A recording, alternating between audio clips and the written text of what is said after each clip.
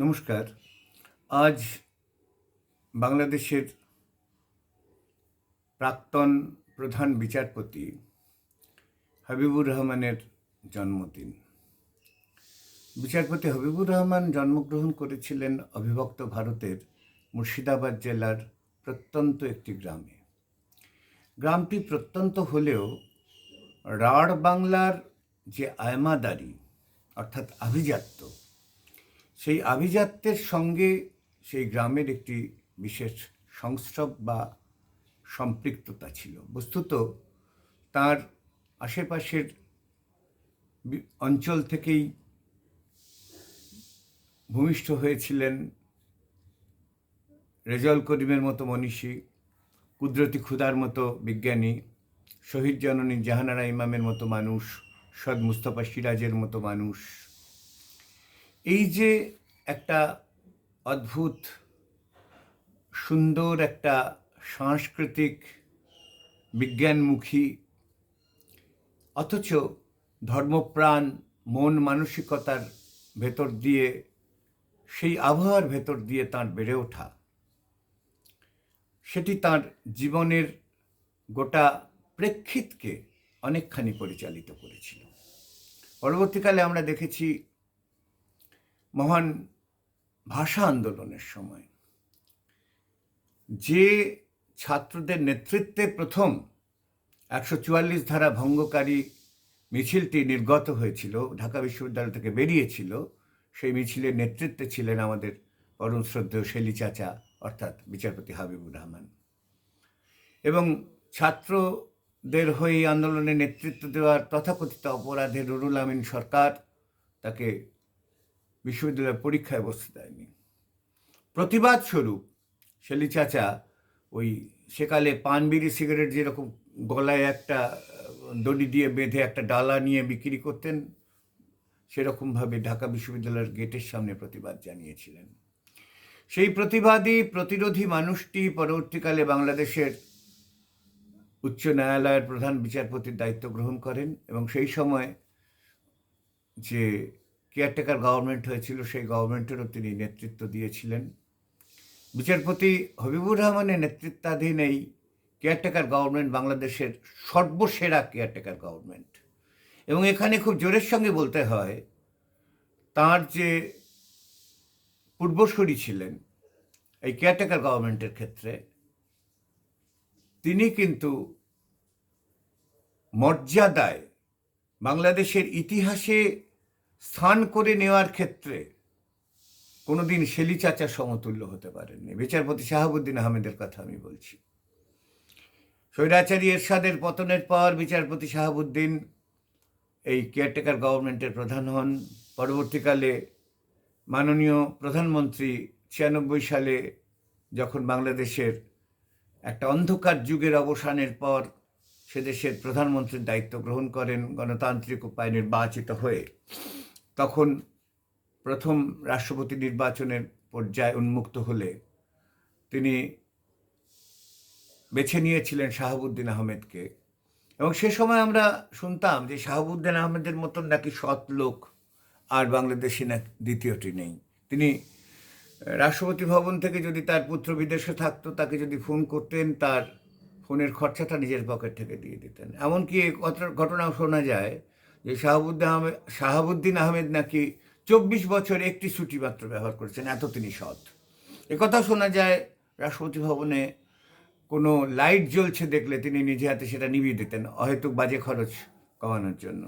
তো আমরা দেখতে পেলাম 2001 সালে নেত্রীকে ক্ষমতাচ্যুত করবার যে মেটিকুলাস ডিজাইন তখন থেকেই শুরু হয়েছিল, সেই মেটিকুলাস ডিজাইনের অন্যতম সঙ্গী কিন্তু সেই সময় শাহাবুদ্দিন আহমেদ ছিলেন।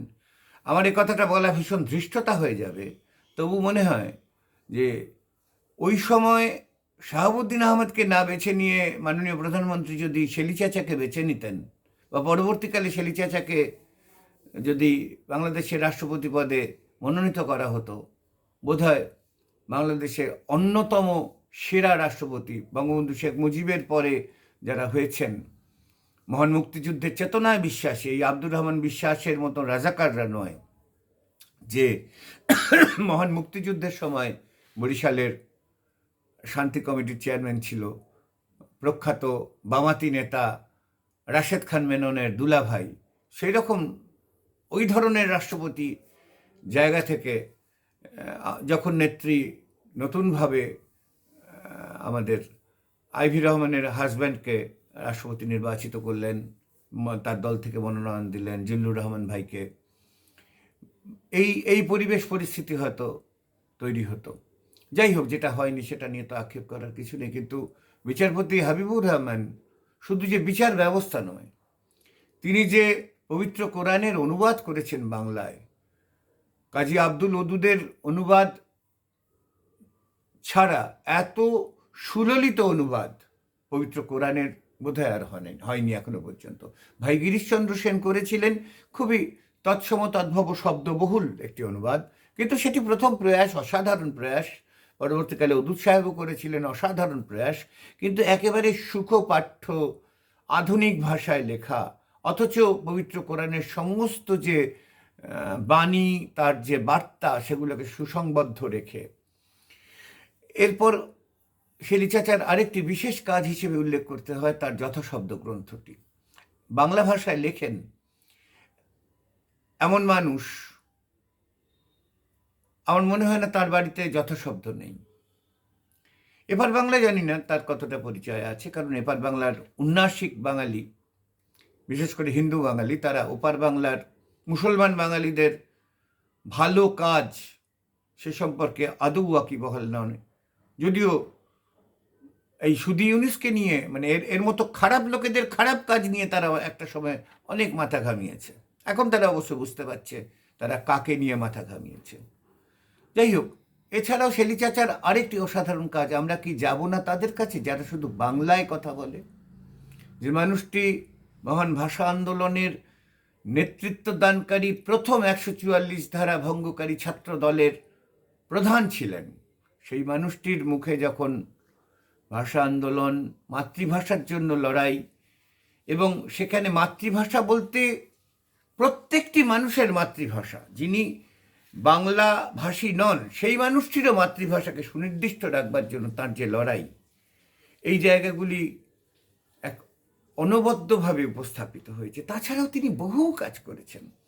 গুরুদেব রবীন্দ্রনাথের বাণী সংকলন করে তিনি যেভাবে একটি গ্রন্থ রচনা করেছিলেন, বিভিন্ন বাংলা প্রবাদ প্রবচনকে নিয়ে তিনি যেভাবে একটি গ্রন্থ রচনা করেছিলেন, যাকে রেভারেন্ড জেমস লংয়ের যে প্রবাদমালার সঙ্গে তুলনা করতে পারা যায়, সুশীল কুমার দের এই যে প্রবাদ প্রবচন নিয়ে যে গ্রন্থ, তার সঙ্গে তুলনা করতে পারা যায়। এমন মানুষকে নিয়ে আমাদের এপার বাংলায় কোনো চর্চা হয় না, আলোচনা হয় না, এটা আমাদের কাছে অত্যন্ত দুর্ভাগ্যের বিষয়।